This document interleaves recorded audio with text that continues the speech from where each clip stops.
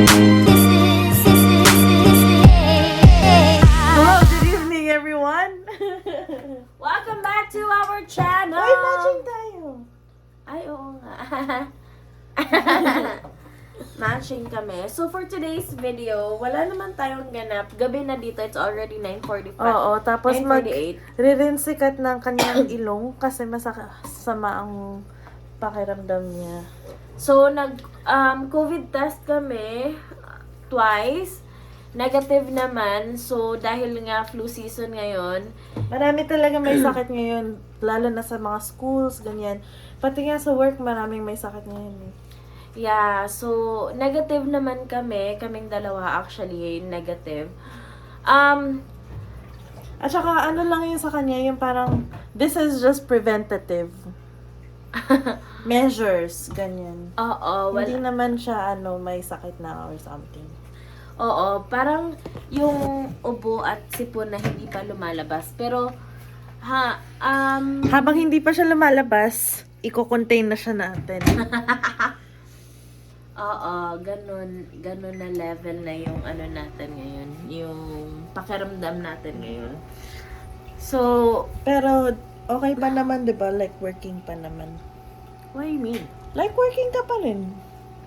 Yeah, even when na-COVID ako, nag-work pa lang ako. But anyways, okay pa naman tayo. Ayoko lang na sobrang kate ng lalamunan ko. For sure kayo na papuntang ano na. Malaysia.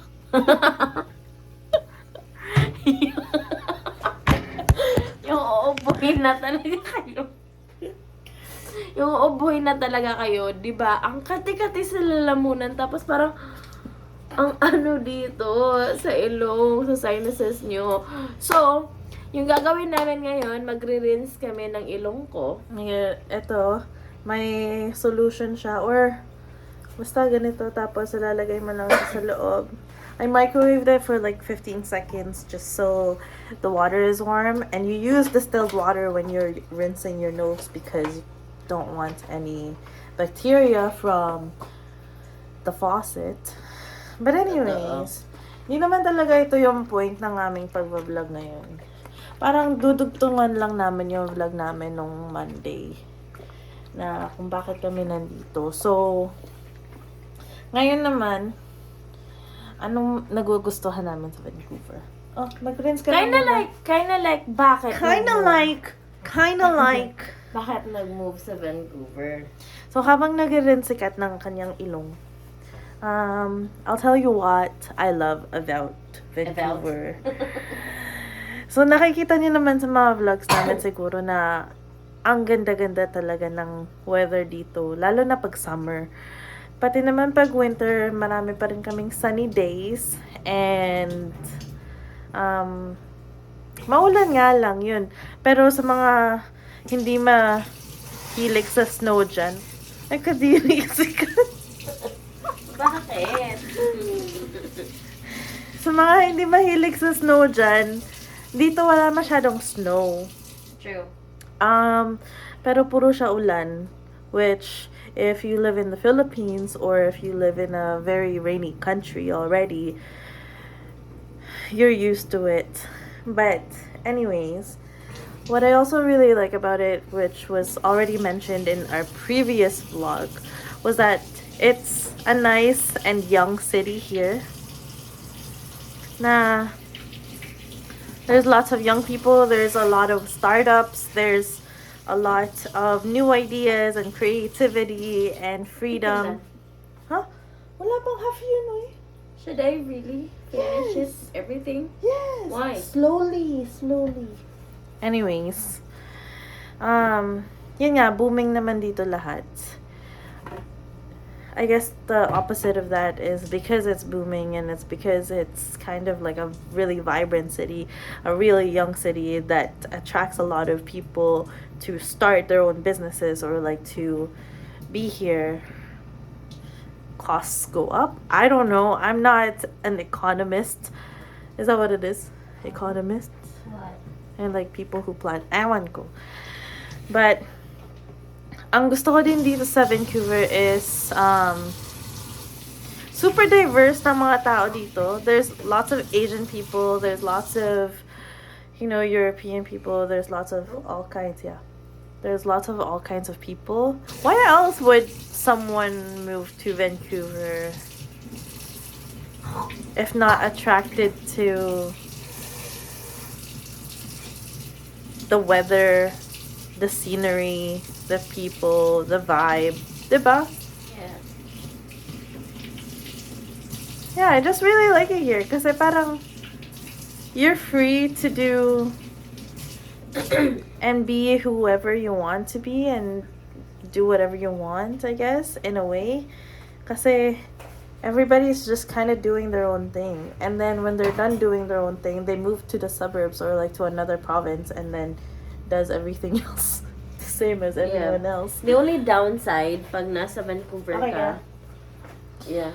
Next is defense. Sorry, so i-insert lang namin after ko mag-rinse ng ilong ko. Nawala na yung mga sipon niya and everything. Ang Lagyan next natin is, ito. Actually, binili to ni Kim. Yeah. This is for, cold virus blocker. So, the preventative measures talaga. This one is to trap, block, and remove. Bago pala yan, uminom na pala ako ng NyQuil. NyQuil. Ito, guys. Yeah. Dayquil and NyQuil. Ito pala. Another preventative measure. Grabe no, grabe na talaga. Pero, kung sasabihin nyo, dapat na lang kayo, nagprutas na lang kayo. Guys! May prutas po prutas kami. Actually, sakitan lang talaga siya. Hindi naman. Every week. Grabe naman ikaw. Okay. Okay, continue. You were saying. Oh, yeah. Ako pala yun. So, ang downside lang dito pag nasa Vancouver ka is that during winter talaga, super dark. Totoo. I mean, hindi naman super dark kasi may araw pa rin naman, pero lagi makulimlim. Totoo. Yung winter dito. I think na-mention na namin yan sa mga Yeah. previous vlogs namin. So, yun lang talaga yung downside for us. Aside sa fact na sobrang mahal talaga ng cost of living dito. Pero, yun, siguro, Yeah. pero kahit naman na winter, madami pa rin naman mapupuntahan dito. Yeah, there's lots of activities and yun din yung isa sa mga magaganda. Kung mahilig kayo sa pagkain, ang daming pagkain dito and marami ding What are you doing? This is already done. It's open already.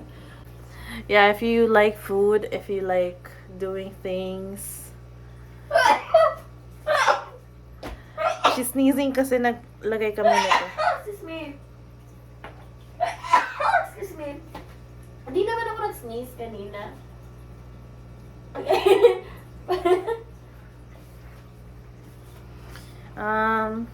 Actually, ang purpose ng vlog na to ay Wala. Parang nag-live lang kami ng walang tao.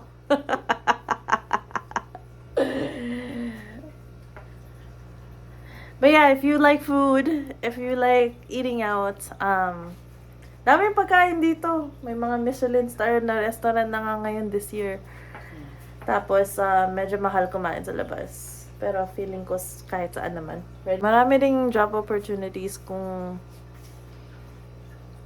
maraming job opportunities dito sa Vancouver. Yeah. Hahanapin mo lang talaga. Hindi kayo ma-worry. May mga nagtatanong sa amin about yung mga fruit picker, yung mga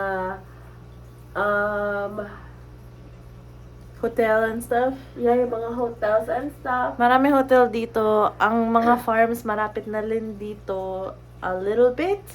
Kailangan nyo siya i-drive. Siguro pag-drive mga 1 hour something from Vancouver. Pero, carry naman. Marapit pa rin sa syudad, you know? Yeah. At saka, Hindi lang namin alam kung ano yung parang situation ng mga pickers, kung ano yung arrangement nila, kung pupunta sila sa city or stuff. Like, we don't know any of that. Pero, yun lang ang alam namin kung nasan yung mga farms. Totoo. At saka gaya ng sinabi namin, since meron lahat dito sa Vancouver, may yung metro andito, yung mapapasyalan andito, Yeah. dagat andito, lahat Mountains, nandito. Oo, lahat ng klase na pwede yung puntahan andito. Kami nga ilang years na andito, hindi pa namin napuntahan lahat ng andito sa Vancouver. Yeah, may mga tao kaming kilala na nandito na for their whole lives. Pero, onti pa lang din yung napupuntahan nila. Because it's different when you live in a city and when you're visiting in the city, right? Pero, yun nga, malaki din yung mga ano dito, mga communities ng iba-ibang ethnicities. Like, Filipino, Chinese, Malaysian, Singapore. You can find your community so quickly. Kasi may mga areas dito na parang condensed yung mga ganong populations. Kunwari, mga Filipinos there's a lot, like, around Joyce, there's so many Filipinos here. Chinese, there's a lot Like in community, Richmond. I don't know, like, Ang dami, Oo, ang dami. marami. It's so easy to find your community and feel like you belong in something. Yeah, I guess because yung isa ko pang experience kasi sa Calgary, and hindi ko naman din na-experience yung maghahanap ako ng community sa Calgary. Kasi parang yung community ko sa Calgary, kung ano na yung meron sa family ko, yun. But, you know, here, you find it. You can go outside and you can ask anyone and they will know something about something, you know? Totoo. Isa din sa gagawin nyo is ima-manage nyo yung expectations nyo. Like, alam natin na maganda yung lugar, alam na natin na, siguro kakayanin naman namin. Pero nga, hindi nyo malalaman hanggang andun na kayo sa lugar na yun or hanggang andun na kayo sa posisyon na yun.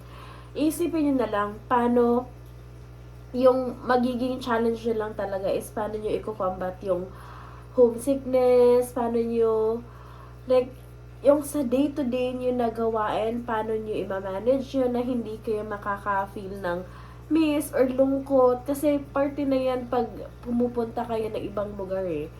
So, dito sa Vancouver, nakakatulong na maraming gagawin kasi parang isa yon na pwede mong like isipin or parang gawin para sa sarili mo na hindi ka True. makaano. Sorry, True.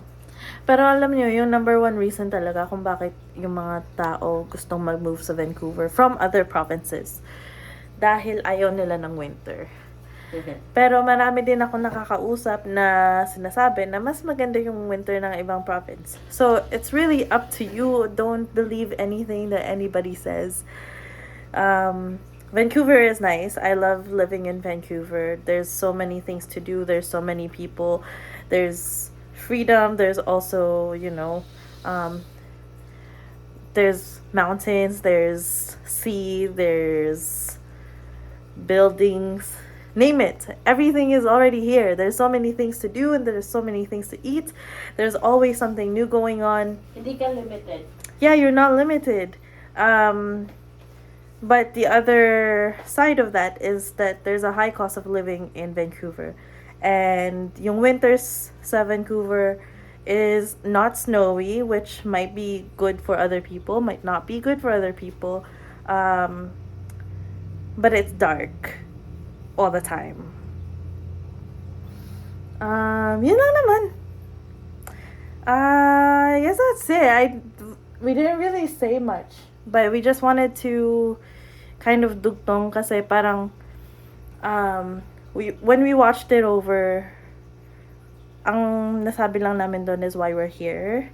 Hindi naman namin nasabi kung ano yung nagustuhan namin dito now that we're living here and have friends here. But now that we're living here and have friends here, yun nga. Yun yung mga gusto namin. Totoo. Yeah. But anyways, I hope that this helped you in some way, or like maybe distracted you from doing another thing, or maybe kept you company while you're doing other things. And if that's the case, please subscribe to us. And if it isn't, I don't know, maybe you're a nice person and would still like to subscribe to us. Yeah, no. We're Tsaka gonna, guys, thank ano, you so much sa mga bago nag-subscribe sa amin. Super na-appreciate namin kayo. Like, heavy yeah, namin yeah. na-appreciate. Out of 10, it's probably a 11. So, sa lahat ng mga nanonood sa amin na hindi pa nag-subscribe, guys, naman! Please. Pero kung ayaw nyo, okay lang naman. Mag-watch din kayo. Anyways, we are gonna go to bed now because today I donated blood and I'm feeling a little bit tired. And Kat is on the way to be sick, so we need some rest. It's already 10 o'clock. It's already 30 minutes past our bedtime. So good night, and we will see you again on Friday. Thank you so much for watching, guys. Ingat kayo lagi.